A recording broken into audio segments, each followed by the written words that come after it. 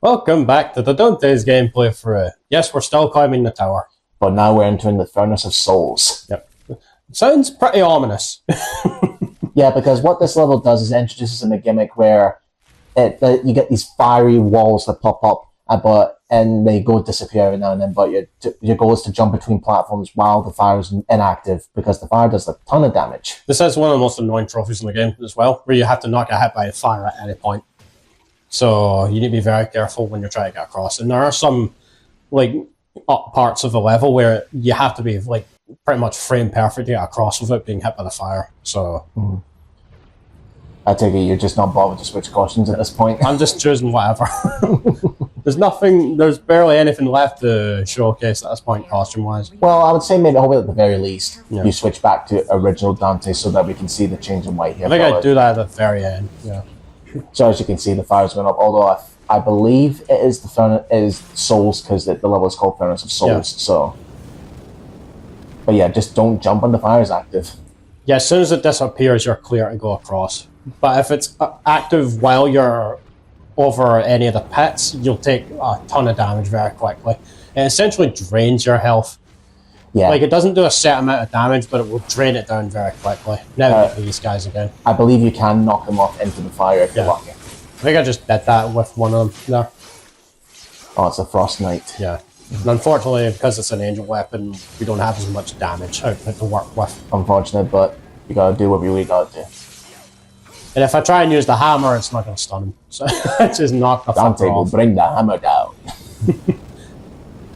Oh, I got you to say it was a... No, wait. Oh. I thought you were talking about the axe there.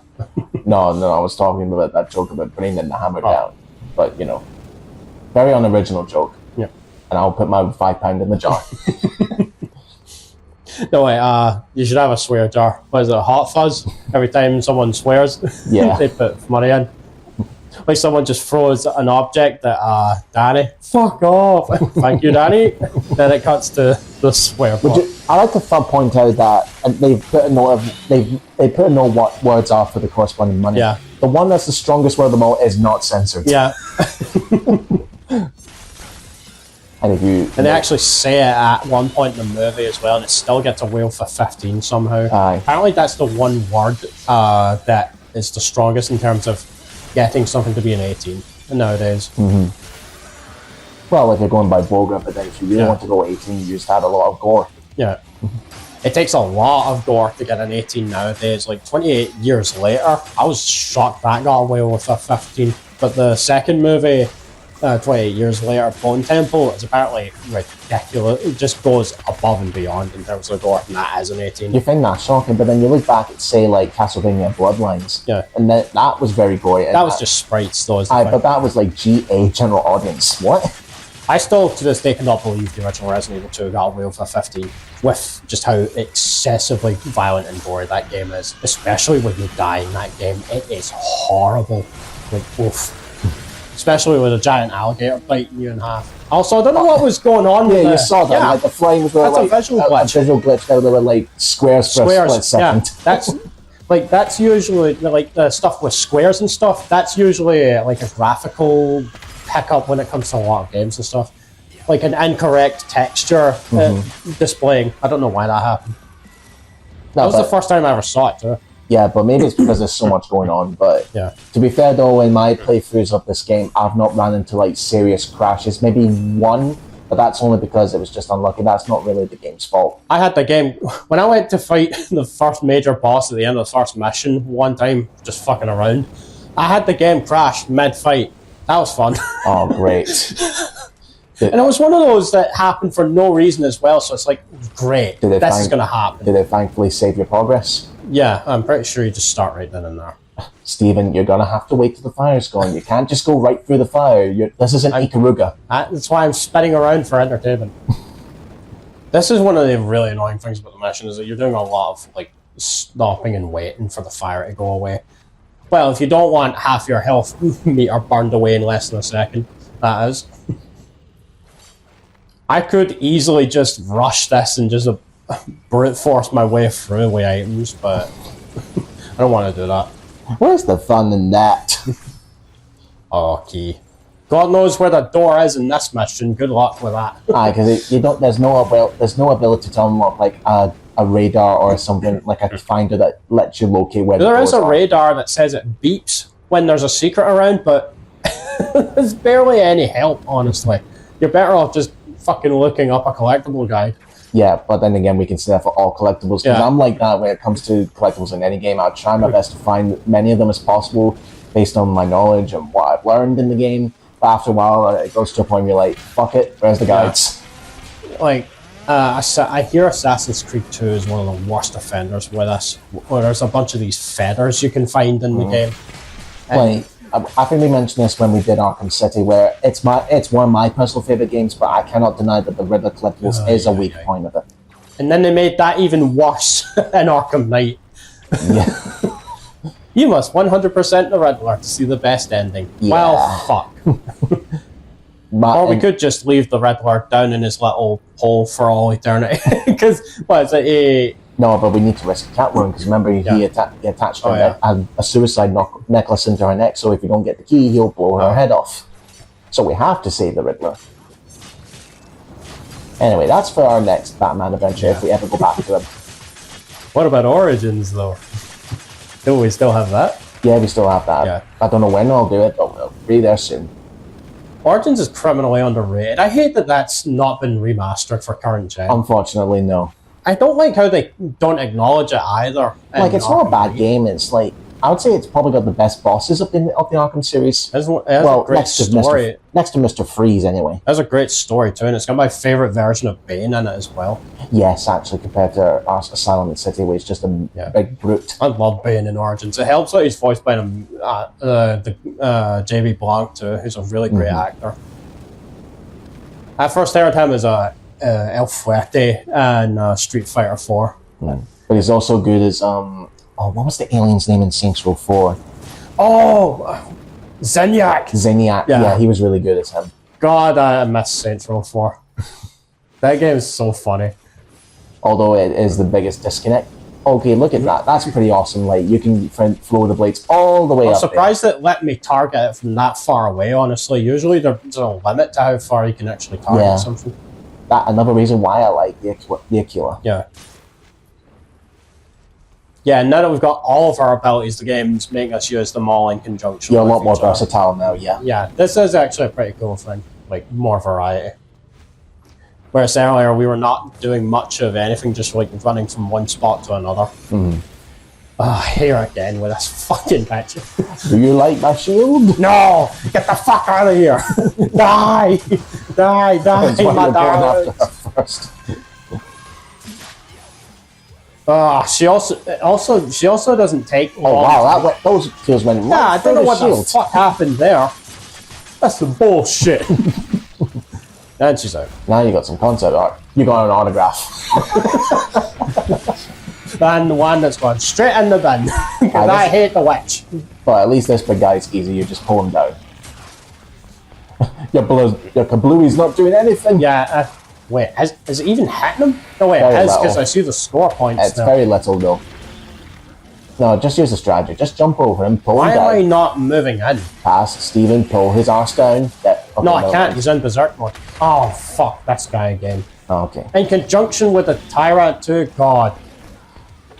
Yeah, you might as well take out the Tyrant first. I think you do get at least one combination of the bitch with the fucking Dream Runner on higher difficulties, which is a nightmare, by the way, because like, him with the shield is just a big no-no. I hate that. And he deflects your shots too, so... Yeah. Don't know why I'm not You're right, now I'm prioritizing him. So. Maybe, I don't know, would he have hit the fire there if I hadn't grabbed? No, wait, I think the fire is just a wall Yeah, here. it's just a wall here, but then again, he has to be capable of teleportation, so he might just teleport away. Yeah. There you go, pull him down and smack his arse with a pit. It's so fun. Come on. Fuck off. Oh, there it is, actually. Yeah, the Dream Runner with the fucking bitch. Great. Yeah. So prioritize her first. Yeah, because she's got that shield. Yeah, you don't want the Dream Runner with a shield. This is so awkward. It's like in Sonic Heroes, you have these robots where like magicians where they can heal everyone around you. You want to go after the one that heals, or if the gold robots basically are the leads. Whoa, easy there. God, that's but the gold robots, if you kill them, they all blow up. The Ninja Gaiden series always has that one enemy you also want to prioritize as well. There's usually about one dickhead with like a fucking rocket launcher all the way on the other side of the arena shooting at you. So it's like, hello there, asshole. I'm gonna Izuna drop you, so you're the first one to die. That's a series I really would love to do at one point, especially with like the resurgence Ninja Gaiden has had in the last year or so. Like Ninja Gaiden 2 Black was amazing. I was very happy with that re-release. Unfortunately, I don't think they all sold that well. The thing about the Ninja Gaiden series, it's always been a kind of niche franchise nowadays. Even more so with like the Ninja Gaiden 4, because it's the Devil May Cry 4 of that franchise. They bring in a new protagonist, just like Nero from Devil May Cry 4 in many ways. Mm-hmm. And you don't play as Ryu for much of a story in that game. Thankfully, you get to play as Ryu in all the you can choose to play as Ryu in all the content in the game once you beat the story mode. Yeah, you have to time your jump carefully to get across. This is the last area. This one you need to be very careful on trying to get across without getting hit by the fire. Yeah, you have to be really quick. But once you get here, that's it. Too bad you can't save all those human souls there. Well, too bad. Not much we could do, but hey, they're probably all the souls that are in there because of fucking Morgul earlier. Pissing Mundus off. Oh, wow. I missed a lot. Yeah. Well, that's my rank fucked. Hey, you got it under my name. Thank you very much for that. I bet you every time you see a ranking, you must be like, if you see, when you're like one of those people who is like, oh, I say rank, I better get rid of it. It reminds me of that dickhead. I'm like grabbing Biennial 2 for the Aquila and round trip. And now this level we're going to have, I hope you like caves. And hitting switches. Because there's a lot of that here. But essentially this is like the last normal level, so to speak. Yeah, we're almost done with the base game. After this, it's Vorgil's Downfall, which we will be doing. I do get a funny bug in the DLC, by the way, which I was not expecting and never saw before. But we'll save that. We'll save that when we get to Vergil. But as I said, this is the last regular level. The next two after this are going to be boss fights. Yeah. But your gimmick here is to essentially make the find these switches.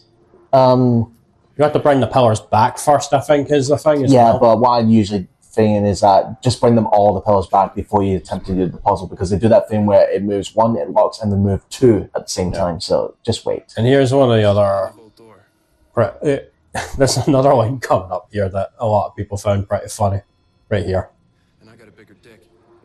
Right, okay, Vergil, you've not met Mr. Long Sausage from The Boys. I think you'll get along with him just fine. Andrew was calling me in onto that earlier, and I was like, what the fuck is going on in this show? Exactly. But The Boys is meant to be crazy. Like, you'd think, like, how the fuck can they get away with something like that from the comics on the big screen to that extreme level? But anyway, Vergil's going to stay here and do his computer hacking nonsense. And while he just said a whole bunch of techno babble there. Could you say that first bit again? In a way that Dante can understand. Yeah.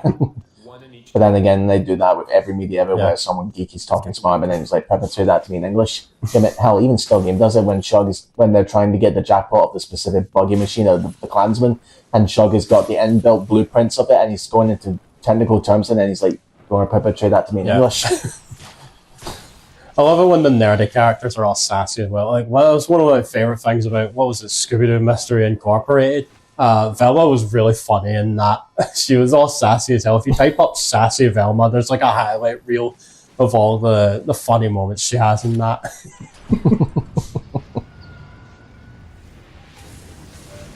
Now we have to build these switches to make the giant orb-like thing spin around. Here's one other fact I would like to bring up.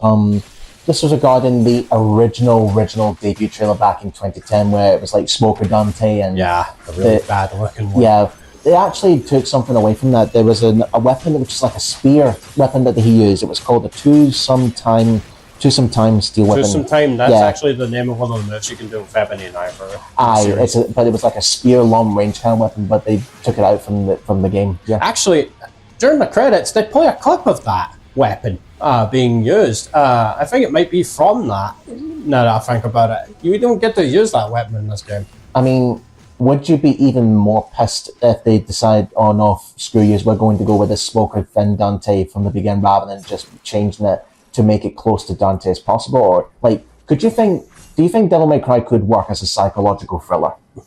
It all depends. Actually, that Resident Evil showed us it can work, because RE9's mostly, for the most part, at the start of the game, it's kind of a big murder mystery, actually.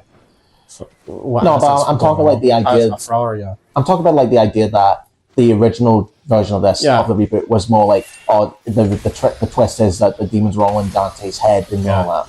So I don't know if that could work, but who knows? I mean, we got what we got, so you got it. Yeah, no.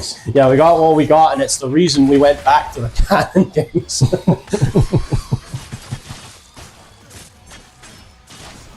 But I don't think this game is bad by any. Like, I have a major problems with like the story and characterization, but once you get all the weapons and stuff, I think the action is pretty fun.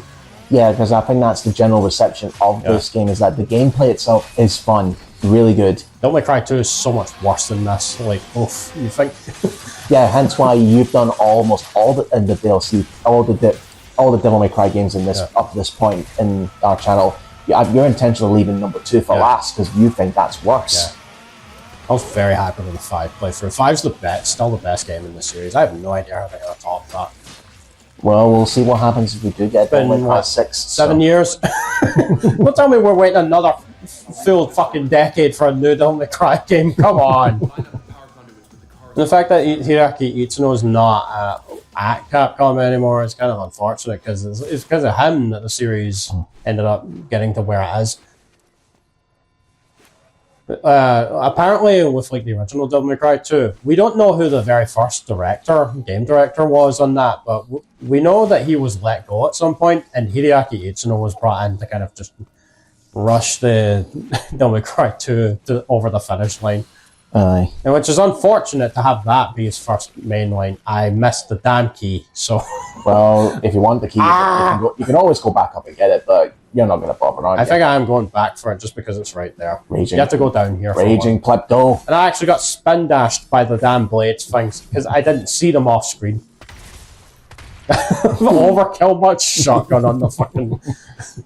It's no Aragog, mate. You can calm down. Anyway, this was the next generator. Speaking of overkill, was it Pokemon? Level 100 Gyarados uses Hyper Beam on a level 2 Pidgey. Pidgey, quote unquote, fainted. It's one of my favourite memes. So yeah, defend. No, yeah. See, he's not getting really threatening with these words, the Limbo. It's like we're playing an extraction shooter now with like defending all these spots. Hopefully we don't see any more of those on the next year or so, because like there have been a lot of those lately that have been... We've had quite a few instances at this point in the industry of arena shooter games getting shut down. Like, what was it? We had Concord and then fucking Highguard after it. It's like, we really need... I really hope the industry starts stepping away from these types of games. Hopefully, because it's getting out of control. Yeah. And all these studios... Go ahead. Only time will tell, I'm afraid. Anyway, so that's 2 generators. We've got 2 more to get. Wait, is Godzilla approaching it? Is it losing power? Colin, we need you to help us here. Or Angry Joe. Godzilla. No, get Colin. He loves Godzilla just as much as you do. Yeah. Considering, what was it, they released a teaser for the next film that you shared? -1. Direct sequel to... No, wait, -0. Godzilla -0. It's a direct follow-up to Godzilla -1, which this year it'll mark the 3rd anniversary of that movie coming out. It's like, holy shit, can't believe it's been that long. I have the 4K Blu-ray steel, but for -1 too, very happy with that. That was like that was actually my very first Godzilla movie as well, and it's like turns out I started at the fucking peak. Such a great time, because I got to see it in cinemas too, and it's like when Godzilla does his when he did the atomic breath, it was like a bomb went off in the fucking theater with how loud it was. I could feel the seat vibrating. Oh, wow. It was insane. It also won an Oscar, I believe, as well, for best visual effects. So Godzilla is officially an Oscar winner. Can I just say I love that you were like, why am I going to pick up the star and you paused? Oh, I'm maxed it. Yeah, if you find an item and you've got the max amount of it, you can't pick up anymore. Unlike Devil May Cry 1. Actually, oh man, I just had a flood of bad memories. Devil May Cry 1, Dante Must Die mode is so broken and unbalanced. I had one of the things, you cannot buy any more than a certain amount of items you're carrying. Like, remember the untouchable items that gave you infinite devil trigger for a certain amount of time? I had to farm those repeatedly in order to beat Dante Must Die in Devil May Cry 1. Here's the thing. You can't buy any more than, say I have like 1 or 2 untouchables, you can't buy any more from the store, but you can pick them up when you find them. So I had to play through hard difficulty multiple times with New Game Plus, grabbing as many untouchables as I could, repeat playthroughs, then go to Dante Must Die. So you're stacked up on them. Because the game, Devil May Cry 1 is just that fucking hard on Dante Must Die. Like, enemies can 1 to 2 shot you in that mode, and it is stupid unbalanced to the point where it's like, they really didn't think this through, did they? Kind of like how they didn't think it through for Resident Evil 3 Remake. Yeah. The final boss with Nemesis on Inferno difficulty, anyone? What's that? You got hit by the first hit of the slam attack? Oh, too bad, you're getting stun locked to death now. GG's. Exactly, that was the most frustrating for me. I cannot believe that made it into the game. In fact, Maximilian dude, it took him like 2 hours to beat that fight on Nightmare difficulty, and he after that he was out. He didn't bother with Inferno. But apparently, if you buy the Unlock All Extras DLC, apparently it duplicates all of your bonus items. So you get even another copy of all your, the coins, the defense coins and that. Apparently, and those stack along with the ones you already have. So you can actually fucking cheese Inferno with that at the cost of whatever couple of pound that is to get the extra unlocks back.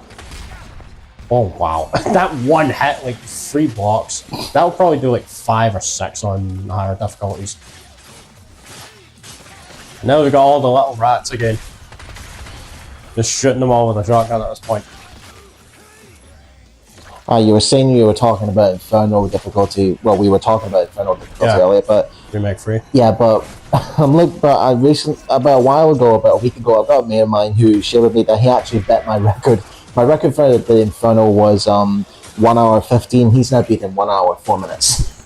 Well, good for him, pal. Well done. Here's a cookie. There's a video I saw. I think a 3 Point Gamer. He's a YouTuber who does platinum trophy videos. He did Inferno without I think the Infinite rocket launcher. Oh wow! I genuinely cannot believe. But nice shotgun shot. Yeah, just as he's always go when it's the last hit. Right now, that's okay. One more generator to get. Oh, here we go. Now we have to hit the switches in order to bring the symbols around. And this is probably the worst part of the mission right here, because you have to separate them as well and line them up correctly. This took some time. The worst part about this is trying to line up all the symbols. I don't even have all of them yet. I don't even saying I'll line them up later. Like even he doesn't want to do this right now. Why can't we have Vergil do this for us? Well, as we established earlier, I can't have him he's in he's in the human world. Because if we do that, Mundus will suddenly now realize, oh shit, there's 2 of them. So we have the advantage of just keeping Vergil in the human world. Plus, he has computer hacking skills. This is getting out of hand. Now there are 2 of them. That's probably what Dumdus would think if he's found out about fucking Butsroy of the demon world. He's the one fucking character that keeps surviving all the events of the Star Wars movies, and then at the end of episode 3, that's when he finally gets exactly what's coming. Would you like to know in the Clone Wars he's voiced by Tom Kenny? Oh, Tom Kenny. SpongeBob SquarePants. Yeah. No, wait, I thought you meant Tom Kenny. Right, Tom Kenny, yeah. Yeah, SpongeBob. Not Tom Kane, though. He's also Owaka, I believe, in Final Fantasy X as well, a traveling merchant. Can you imagine a spin-off of that? Final Fantasy Sisterhood of the Traveling Pants. Okay, now we got all 4 generators. It's time to activate the switch. Oh, but we need to take care of these mooks out first, because of course it wouldn't be that easy. Monsters. At least Godzilla's no approaching the generator.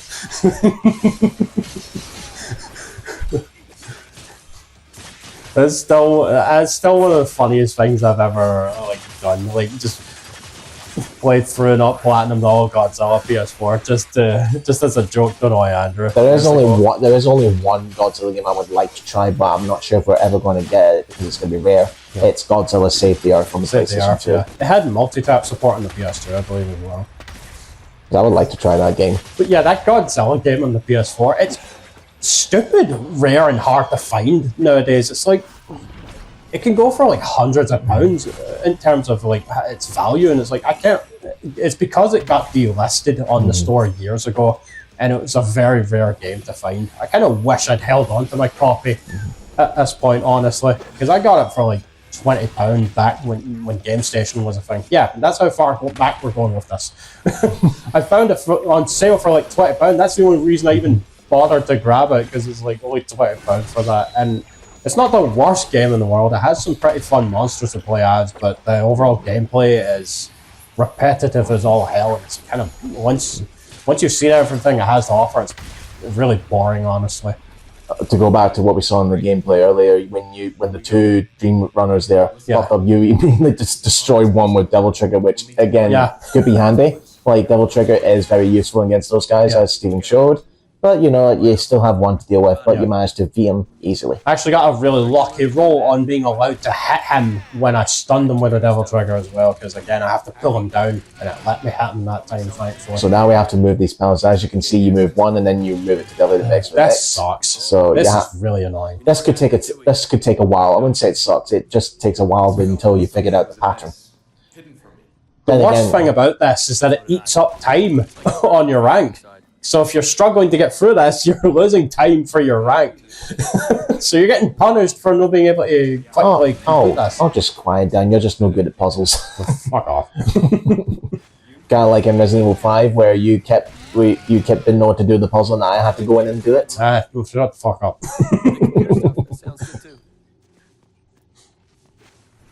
It's at this point I have no idea what I'm doing. It's simple. Finny goes in, Finny goes there. How about your try, Mr. Smartass? Yeah, you got to make sure they're aligned with the tower. Funny thing, Andrew was I was showing Andrew Ninja Gaiden Sigma 1, I think last week, when we were in a party chat on screen share. I was showing him how stupid hard the very first chapter is on Master Ninja difficulty, and he's fucking laughing at me as I'm dying the whole time.